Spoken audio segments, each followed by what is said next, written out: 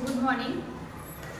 पहिलं जो आपला सब्जेक्ट सुरू आहे that is the haematology and immunology. त्याच्यामध्ये पहिला चॅप्टर जो बघितला आपण that is the introduction of the haematology. Okay, in that haematology we can study the different type of cell, then what is hematology, what is mean by the electrophoresis, then thrombopoiesis, then what is mean by the anemia, then the neuroblast म्हणजे काय, मिथॅनोग्लोबिन म्हणजे काय, sickle sale HB म्हणजे काय, त्याच्यानंतर ना थ्रोम्बोसायटोसिसचं function आणि low oxygen ॲफिनिटी असेल तर काय, हे थोडक्यात आपण इंट्रोडक्शन ऑफ द हिमॅटॉलॉजी बघितलं. त्याच्यानंतर दुसरा चॅप्टर जो बघितला तो म्हणजे haematological disease. Okay, that is nothing but we can tell that the two type of disorders and two type means that is the one type is a disorder and disease. त्याच्यामध्ये different टाइपचे anaemia बघितले, chronic hence anaemia बघितला, acute hence anaemia बघितला, त्याच्यानंतर हॉटकिन्स body म्हणजे काय हे बघितलं, त्याच्यानंतर सिंड्रोम्स बघितले, त्याच्यानंतर ग्लोबोब्लास्टिमिया बघितला, त्याच्यानंतर हायपोक्रोमिया, सिड्रोब्लास्टिक अॅनिमिया म्हणजे हे सगळे अॅनिमियाचे टाइप बघितले. त्याच्यामध्ये काय येतं की थोडे प्रकारातले काही आहे डिसऑर्डर आहे, प्रायमरी लेवल आहे, सेकंड स्टेजला आहे, काही हाय लेवल आहे. हे सगळं आपण डिसीज बघितले, डिसऑर्डर बघितले. त्याच्यानंतर आपण काय बघितलं की ब्लड मध्ये जे डिसीज होतात, त्याच्यामध्ये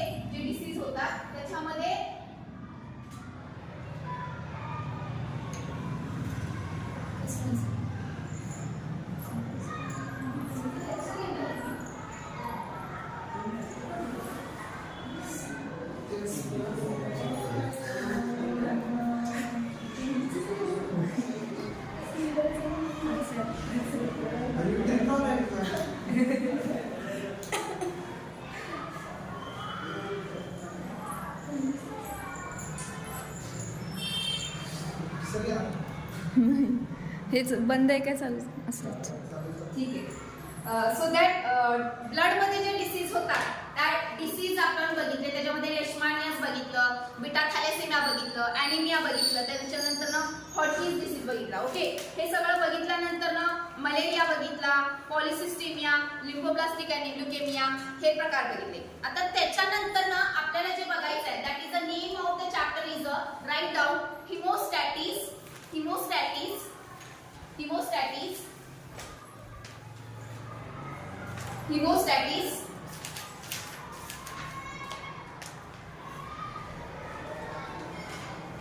Hemostatis, comma, coagulation and routine coagulation test. Hemostatis, coagulation and routine coagulation test. Okay. आता hemostatis it is a totally new word for you. Okay, you know that. थोडक्यात तुम्हाला माहित आहे की कोअग्युलेशन म्हणजे काय आणि रूटीन कोअग्युलेशन टेस्ट म्हणजे काय, बट हिमोस्टॅटिस म्हणजे काय, हिमोस्टॅटिस पासून जे प्रायमरी लेवलचे तुम्हाला डिसीज किंवा डिसऑर्डर होतात हे तुम्हाला बघायचं आहे. आणि कोअग्युलेशन मध्ये स्टेजेस इन्व्हॉल्व आहेत. ओके, मी आय थिंक ब्लड कोअग्युलेशन जेव्हा शिकवलेलं त्याच्यामध्ये तुम्हाला थोडक्यात कोअग्युलेशन शिकवलेलं. ओके, आता ह्यामध्ये कोअग्युलेशन म्हणजे काय आणि त्याच्यानंतर त्याच्यामध्ये असलेल्या स्टेजेस आपल्याला बघायच्या आहेत. आणि त्याच्यानंतर कोअग्युलेशन होण्यासाठी काही रूटीन टेस्ट केल्या जातात, त्या टेस्ट आपल्याला बघायच्या आहेत. So write down keywords. First of all define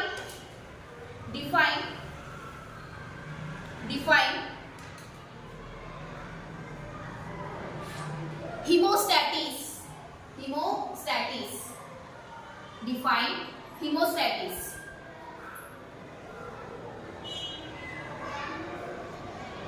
Then define coagulation.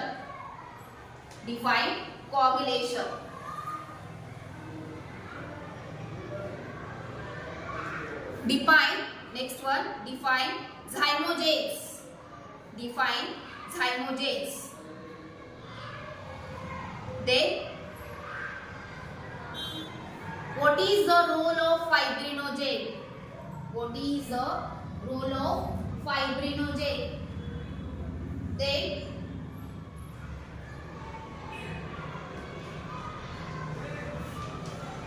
what are the different disorder? What are the different disorder?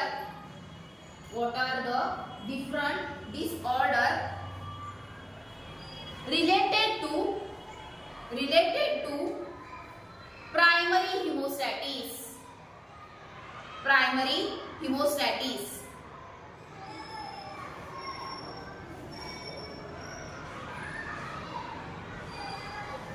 Next, what is hypercoagulable stage? What is hypercoagulable stage?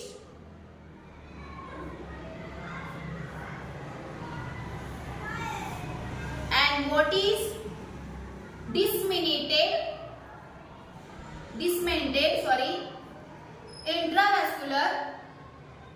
intravascular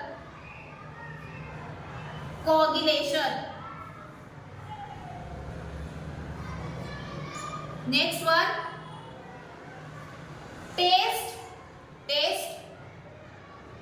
recommended for diagnosis of primary hemostasis. Then inheritance of hemophilia.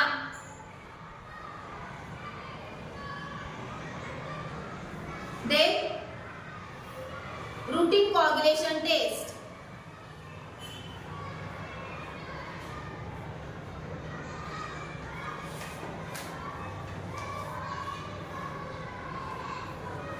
Then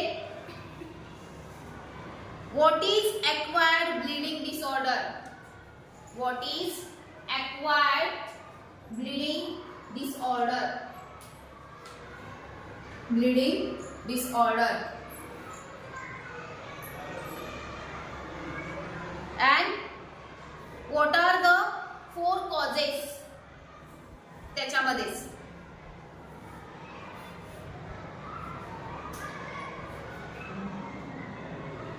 Then process of measurement of coagulation endpoint utilizing increasing viscosity and elasticity.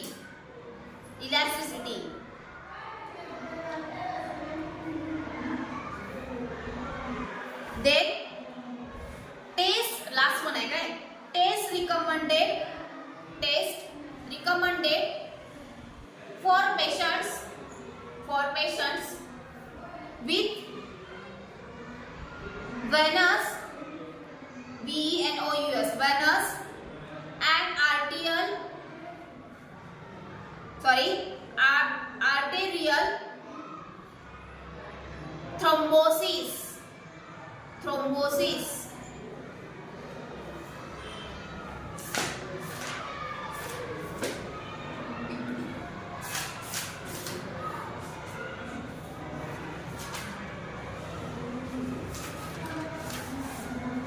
Okay.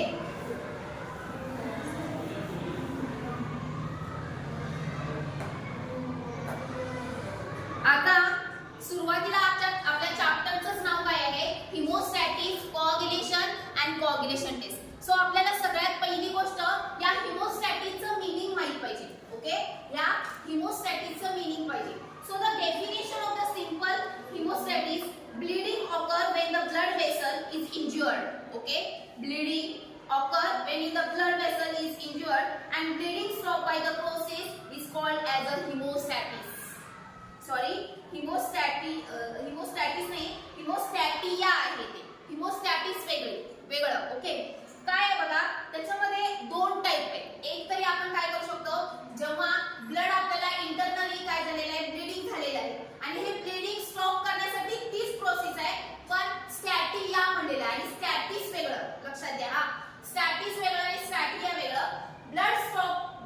To method, naturally method, okay, तुम्हाला त्याला माहित असेल की ते BT type, okay, that is a blood clotting 2 to 8 minutes, okay, त्यावेळी त्याला हिमोस्टॅटिया म्हणू शकतो.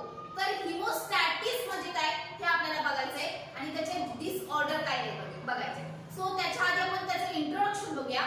So this is a natural process goes through the series of biochemical physical reaction that help the blood link to the blood vessel. बघा, जेव्हा तुम्हाला internal bleeding होऊ दे किंवा outer most लेअरला bleeding होऊ दे तर ही नॅचरल प्रोसेस आहे की प्लग फॉर्मेशन होतं. कशाचं प्लग फॉर्मेशन होतं? That is nothing but they are fibres, okay, fibrinogen fibres, insoluble fibres तयार केले आणि हे फायबरचं जेव्हा मेशवर्क स्ट्रक्चर तयार होतं त्याला प्लग फॉर्मेशन म्हणतात आणि हे प्लग फॉर्मेशन झालं की तुमचं ब्लड काय होतं, क्लॉटिंग व्हायला स्टार्ट होतं. So that is a natural process. ही एक नॅचरल प्रोसेस आहे. जेव्हा ही प्रोसेस रन आउट होत नाही तर आपल्याला डिसऑर्डर किंवा डिसीज कॉज होतात, okay. Then any interpreted in the process abnormal bleeding. समजा ह्या प्रोसेस मध्ये एखादं म्हणजे इंटरप्रिटेशन आलं किंवा सॉरी काही डिस्ट्रक्शन आलं, ओके, काही डिस्ट्रक्शन आलं तर ह्या प्रोसेसचं काय होतं, ब्लीडिंग स्टॉप होत नाही. ब्लीडिंग स्टॉप होत नाही त्यावेळीच आपल्याला काय होतं, डिसीज किंवा डिसऑर्डर कॉज होतात. Then this is called as a clinical as well as laboratory investigation. म्हणजे लगेच मग काय होतं, इन्व्हेस्टिगेशन लॅबोरेटरीचं सुरू होतं की हे ब्लीडिंग का स्टॉप होत नाहीये, ब्लीडिंग कशामुळे होतंय, वेसलला आहे, वेनला आहे, इंटरनल ऑर्गनला आहे, टिश्यूला आहे, हे सगळं इन्व्हेस्टिगेशन कुणाचं सुरू होतं तर लॅबोरेटरीचं सुरू होतं, okay. The patients prepare for the surgical process must be routinely tested, ensure abnormal hemostasia and appropriate must can be taken the abnormality hemostatic process, okay. आता बघा, समजा एखाद्या वेळी ह्या प्रोसेसला इतकं रन आउट केलं जातं की ह्याला सर्जरी प्रोसेस पण करावी लागते. म्हणजे अशा वेळी समजा फॉर एक्झाम्पल स्टमच मध्ये आहे, small intestine, large intestine, liver, spleen किंवा असं लंग्स कुठेही तुमचं काय झालेलं आहे, इंटरनल ब्लीडिंग झालेलं आहे, ओके. आता हे तुम्हाला काय होत नाहीये, ऑब्झर्व होत नाहीये की हे ब्लीडिंग कशामुळे होत आहे, ओके. सो काही वेळाने सर्जिकल कडे पर्यंत पण जातं, सर्जरी पर्यंत पण जातं, ओके. सो हे तुमचं हिमोस्टॅटिया आहे, ओके. सो हिमोस्टॅटिक डिसऑर्डर बनण्यासाठी त्याच्यामध्ये त्यांनी पहिली जी हिमोस्टॅटिक डिसऑर्डर सांगितलेले आहे that is a classical haemophilia. Classical haemophilia. तर हिमोफिलिया काय बघा, it is a inherited run the family by the vitamin K deficiency acquired. बघा, हिमोफिलिया म्हणजे काय, vitamin K it is the most important giving the property over your body but it is the inheritance. म्हणजे काय, inherited आहे, genetically ती काय होते, transfer होते ही डिसऑर्डर डिफिशियन्सी. म्हणजे विटॅमिन के ची प्रॉपर्टी ही समजा कमी असेल माझ्याकडे तर माझ्या फ्युचर मध्ये आलेल्या बेबी बॉर्नची पण काय असणार आहे, डिफिशियन्सी खूपच कमी असणार आहे. अशी जी कंडिशन फॉर्म होते त्याला हिमोफिलिया असं म्हटलं जातं. That is a blood thinner might lead to the bleeding problem. का होतं की जे तुमचा थिकनेस आहे ब्लडचा, ओके, जो तुमच्या ब्लडचा थिकनेस आहे एक रिजिडिटी देत असते आरबीसी, ओके, ती रिजिडिटी तुमच्या ब्लडला मिळत नाही आणि हे ब्लीडिंग प्रॉब्लेम्स सुरू होतात. आणि ह्या अशा पूर्ण ज्या कंडिशनला तुम्ही एक नाव देता that is a disorder and we can called as a hemophilia. त्याच्यामध्ये अजून काय सांगितलंय, sometime acquired abnormalities can be also arise medication such as used as some drugs used treatment can accelerate the clot formation. बघा, असं होतं की ही haemophilia condition जास्त झाली, इंटरनल ब्लीडिंग सुरुवात झालेली आहे तर ही ऍक्सेलरेट कशी केली जाते, म्हणजे हे ब्लीडिंग स्टॉप कसं केलं जातं, through the medicine and through the clot formation drug therapy. त्याच्यामुळं ही स्टॉप केली जाते कारण का ही नॅचरली स्टॉप होत नाही, कारण का डिफिशियन्सी आलेली आहे ती तुमच्या जेनेटिकली आलेली आहे, ओके. त्यांनी पुढे काय विचारलेलं आहे बघा, सांगितलेलं आहे it might be proved to the fatal neglected this disorder of hemostasis affect the patient's life require the combination clinical examination, laboratory test, investigation, family medical history and diagnosis. समजा हिमोफिलिया डिटेक्ट झालेला आहे तर पूर्ण त्याची history काढली जाते, त्याच्या फॅमिलीची history, त्यांना कोणती डिसऑर्डर आहे का, त्यांना कोणता डिसीज आहे का, त्यांना कोणता फोबिया आहे का, सगळं चेकआउट केलं जातं आणि त्याच्यानंतर त्यांचं त्या पेशंटचं इन्व्हेस्टिगेशन केलं जातं चालले. थोडक्यात डिफिशियन्सी आली, त्याच्यामुळं थिकनेस होता, थिकनेस कमी आलेला आहे आणि तुम्हाला ही अशी डिसऑर्डर फॉर्म झालेली आहे. आणि ही डिसऑर्डर नॅचरली जर फॉर्म झाली तर ती पुन्हा नॅचरली सॉल्व्ह होणं खूप डिफिकल्ट जातं. तर आपल्याला अक्वायर कोअग्युलेशन प्रॉपर्टीज कोअग्युलेशन टेस्टला रन आउट करावं लागतं, कारण का it is the most important to stop to the bleeding. Okay, next one hemostasis. Stasis आणि स्टॅटिया ह्याच्यामधला फरक घ्या. तर आपण पहिलं जे बघणार आहे, stasis is a complex process involve the 4 stages. स्टॅटिया काय करायचंय, मला ब्लड स्टॉप करायचंय. ओके, हिमोस्टॅटिस म्हणजे काय, ब्लीडिंग होणार आहे, आणि स्टॅटिया म्हणजे काय, मला ब्लड स्टॉप करायचंय. तर ह्यामध्ये 4 स्टेजेस इन्व्हॉल्व आहेत बघा. That is a vascular response, then role of platelet, role of coagulation factor, then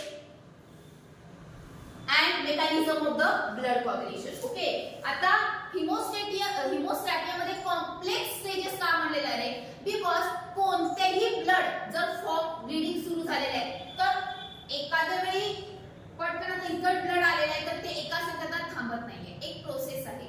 तुम्हाला कोअग्युलेशन सांगितलेलं की तुमचं काय ते थ्रोम्बोप्लास्टिन सिक्रीट होतं, त्याच्यानंतर तुमचं प्रोथ्रोम्बिनेज एन्झाईमनं इनॅक्टिव्ह प्रोटीन प्रोथ्रोम्बिनला ऍक्टिव्हेट करतो, त्याच्यानंतर फायब्रिनोजेन एन्झाईमला ऍक्टिव्हेट करतो.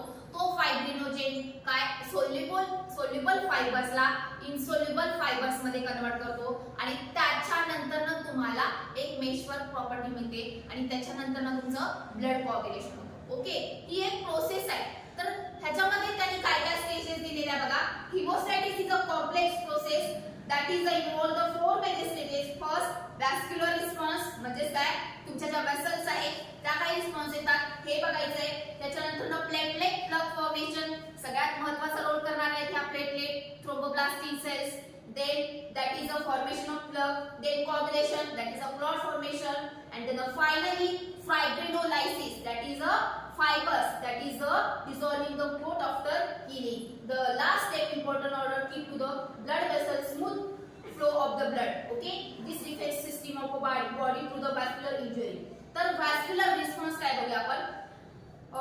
Vasoconstriction is a immediate response to the blood vessel to the injury. म्हणजे काय रे, जर इंजुरी झाली असेल तर पहिला जो रिस्पॉन्स भेटणार आहे तो तुमच्या वेसल्स थ्रू भेटणार आहे, तुमच्या वेसल थ्रू बसणार आहे. म्हणजे काय रे, थोडक्यात आता हे काय झालंय, इंजुरी झाली. आता ह्या माझ्या काय आहेत, वेसल्स आहेत. समजा ह्या वेसलमध्ये डिस्ट्रक्शन पूर्णपणे इंजुरी आत झाली असेल तर थोडक्यात व्हॅस्क्युलर रिस्पॉन्स आपल्याला भेटणार नाही. जर प्रायमरी स्टेजला आपल्याला इंजुरी झाली असेल तर काय होणार आहे, वेसल्स कव्हर अप करण्यासाठी व्हॅस्क्युलर रिस्पॉन्स आपल्याला वेसल्स थ्रूच भेटणार आहे. ओके, समजा ही इंजुरी इन डीप असेल तर आपल्याला व्हॅस्क्युलर रिस्पॉन्स भेटणार आहे. Next one, the construction reduce the blood flow which is also the process plated plug formation. म्हणजे काय रे, आता आपल्याला काय करायचंय, हिमोस्टॅटिया करायचंय. ओके, तर जेव्हा या वेसल्स एकत्र येतील तर काय होतील, इथं ही ब्लीडिंग आहे ते स्टॉप व्हायला सुरुवात होणार आहे. समजा वेसल्स मध्ये जर डीप काय असणार आहे, तुमची इंजुरी असेल तर ह्या वेसल्स एकत्र येऊ शकणार नाही, आणि त्यामुळे तुम्हाला ब्लड स्टॉपिंगला ब्लीडिंग स्टॉपिंगला काही प्रॉपर्टी मिळणार नाही. So vessels vascular response is the most important property. Okay, then next one, muscular construction release the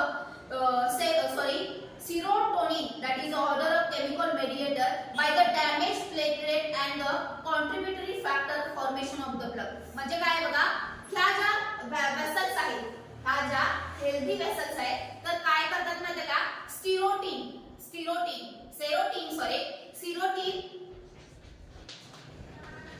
हा एक काय करतात, फॅक्टर रिलीज करतात.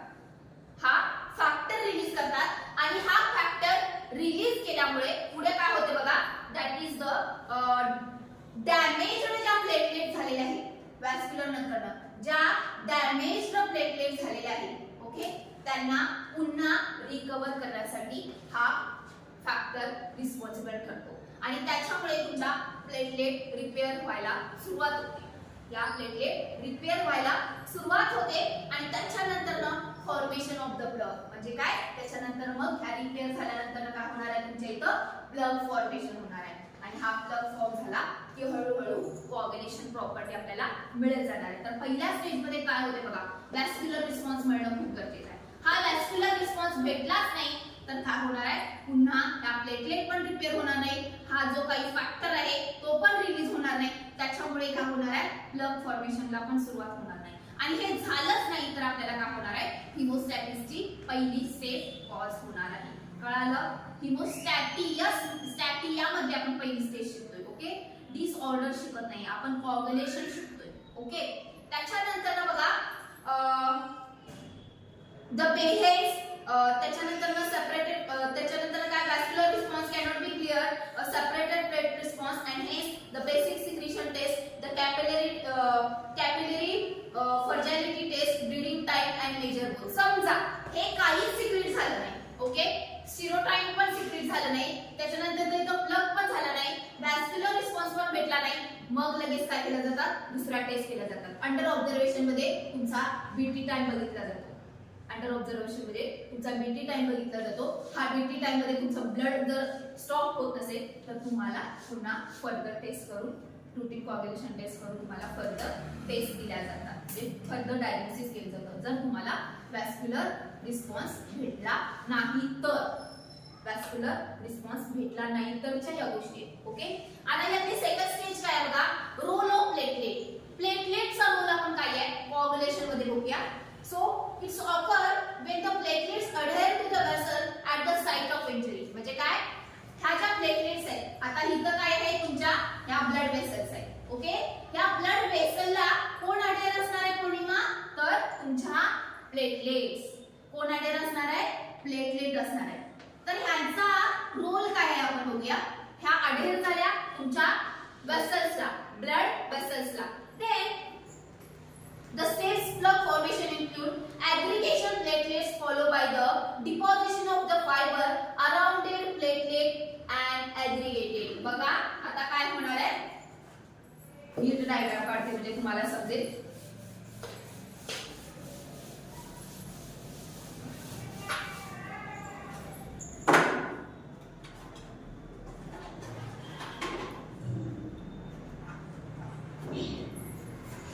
आता ह्या तुमच्या काय आहे, ब्लड वेसल्स आहे. ओके, त्याच्यानंतर ह्या काय आहे, तुमच्या अडहेर झालेल्या छोट्या छोट्या रुकया. या काय आहे, काय आहे निखिल, काय आहे, काय आहे त्या छोट्या छोट्या अडहेर झालेल्या वेसल्स. काय आहे श्वेता, प्लेटलेट्स आहे. ही झाली पहिली स्टेज. त्यानंतर काय होते मध्ये काय, यांचा अडहेरन्स, यांचा कॉम्प्लेक्स झाला, वेसल्स आणि प्लेटलेट. आता काय होणार आहे, ह्याच्यामध्ये सिक्रेट, दॅट इज अ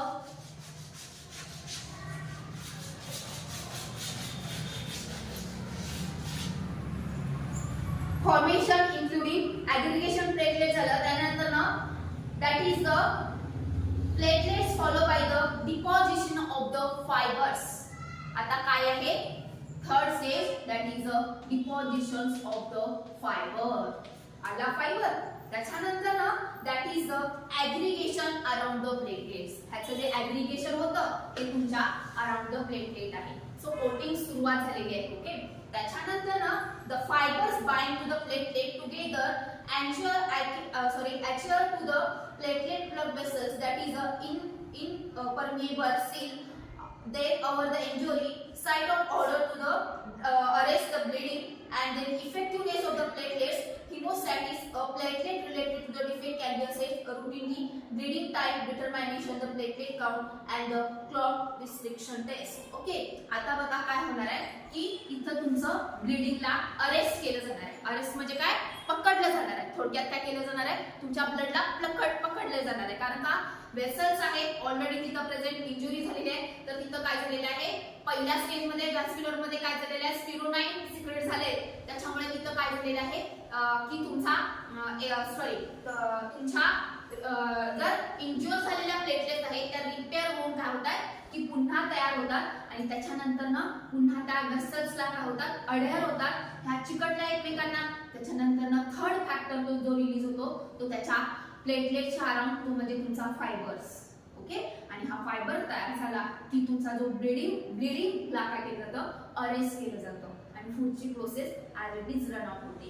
समजा एवढं होऊन पण होत नसेल तर ऍज इट इज पुन्हा बीटी टाइम काउंट केला जातो. पुन्हा तुमचा प्लेटलेट काउंट केला जातो. बीटी टाइम काउंट केला जातो, प्लेटलेट काउंट केला जातो. कारण का समजा हे करून पण ब्लीडिंग स्टॉप होत नसेल तर प्लेटलेटची कमी आहे की प्लेटलेट जास्त झाले की प्लेटलेट कमी आहे बीटी टाइम मध्ये आणि प्लेटलेट काउंटच्या टाइम मध्ये तुम्हाला दिसून येतं. Next one that is a role of coagulation factors. आता आपण एक फॅक्टर बघितला सेरोनाइन. ओके, त्याच्यानंतर पुढचे फॅक्टर्स आहेत बघा. That is a circulation plasma tissue surrounding the blood vessel travel to the total factors throughout the numbers as the from because of the there is due to the coagulation property missing the coagulation factor numbers are the किती आहेत माहिती काय 1 ते 13 एवढे आपल्याला बघायचे नाही पण 13 फॅक्टर्स इन्व्हॉल्व असतात. त्यापैकी आपल्याला 2 ते 3च माहित असले पाहिजे. सगळ्यात महत्त्वाचा जो पहिला आपण शिकला. त्याच्यानंतर समजा हे फॅक्टर वेळच्या वेळी रिलीज नाही झाले तर आपल्याला डिफिशियन्सी आणि डिसऑर्डर कॉज होतं. त्याच्यानंतर क्लॉट फॉर्मेशन होत नाही.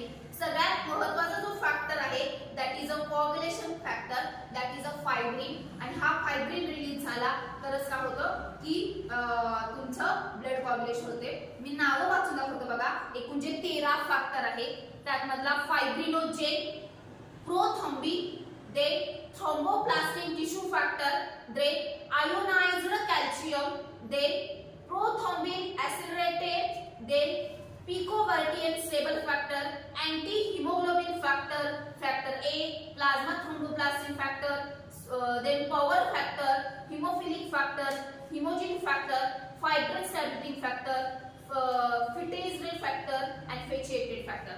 एकूण हे 13 फॅक्टर तुमच्या कोअग्युलेशन प्रॉपर्टीला हेल्प करत असतात. ओके, आता एवढे काही इन डेप्थ स्टडी आपल्याला नाहीये. आपल्याला सगळ्यात महत्त्वाचा रोल करणार आहे तो फायब्रिनोजेन आहे. त्याच्यानंतर तो स्टेरोनाइन जो सांगितलाय तो व्हॅस्क्युलर रिस्पॉन्स मध्ये सांगितलाय. ओके, आता ह्या स्टेजेस आपण कुठपर्यंत आलो तर रोल ऑफ कोअग्युलेशन फॅक्टर मध्ये आलो. तर याच्यामध्ये काय होतं बघा की दाखवते तुम्हाला रिएक्शन्स काढून दाखवते म्हणजे तुम्हाला ती कोअग्युलेशनची जी काही फॅक्टर आहे त्याच्यामधला रोल तुम्हाला कळेल.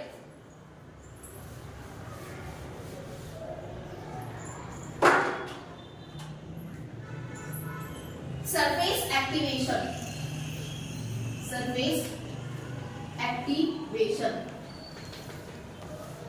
दे external or internal factor, external or internal factor. Then thromboplastin activation, thromboplastin activation. Then thrombokinase production, thrombokines production.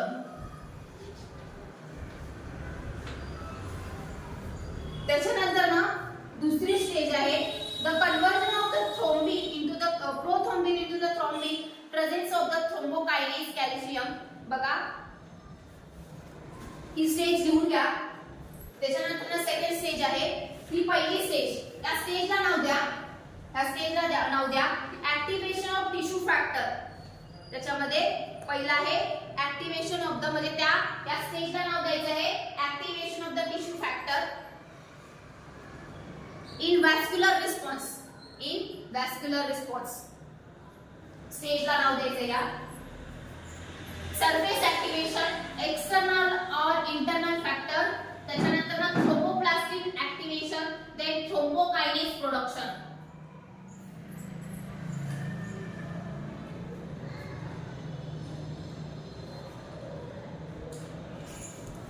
Second one स्टेजला नाव द्या दुसऱ्या स्टेजला the conversion of conversion of prothrombin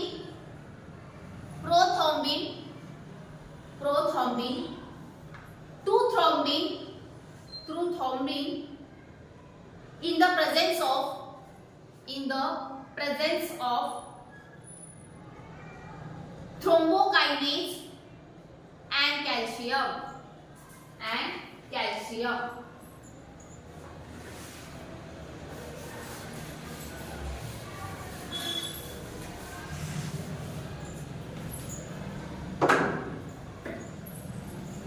त्याच्यामध्ये रिएक्शन लिहून घ्या. प्रोथ्रोम्बिन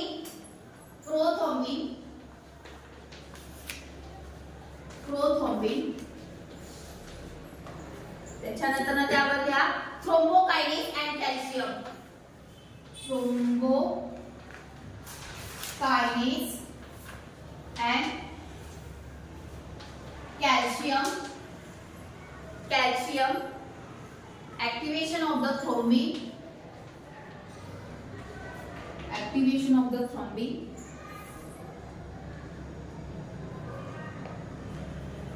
त्याच्यानंतर ना ही दुसरी स्टेज झाली. तिसऱ्या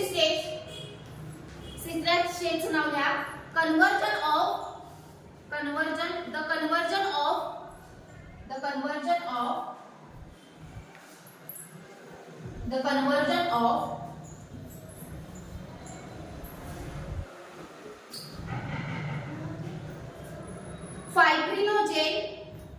fibrinogen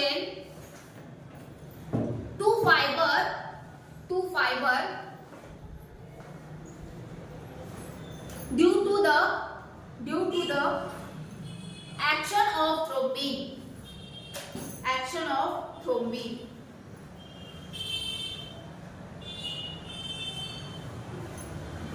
स्टेज लिहून घ्या दीदी.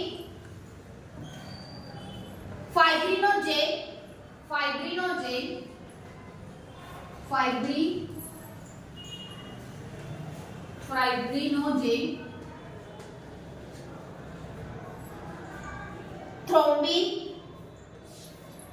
thrombin त्याच्यानंतर ना फायब्रिन म्हणजेच फायबर.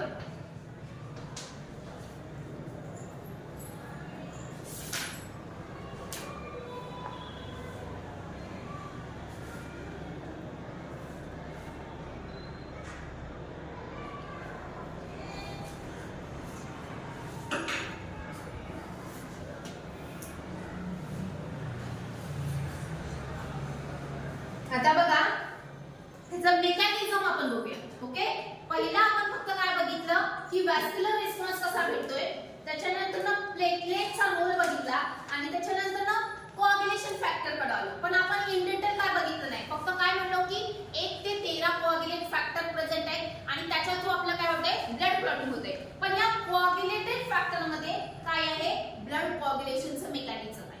त्याच्यामध्ये काय काय येतं जनरेशन और प्लाझ्मा थ्रोम्बोप्लास्टी. पहिला ते थ्रोम्बोप्लास्टिन थ्रू थ्रोम्बोकायनेज जे रिलीज झाले आणि त्याच्यानंतर ना थ्रोम्बिन प्रोथ्रोम्बिनेटचं थ्रोम्बिन प्रोडक्शन झाले आणि थ्रोम्बिन टू फायब्रिनोजेन तयार झालेले आहे. सो हे तुमच्या फॅक्टर्स थ्रू काय व्हायला लागलेले प्रोसेस व्हायला लागले. सो मेकॅनिझम काय आहे हे आपण 5 मिनिटांनी बघू.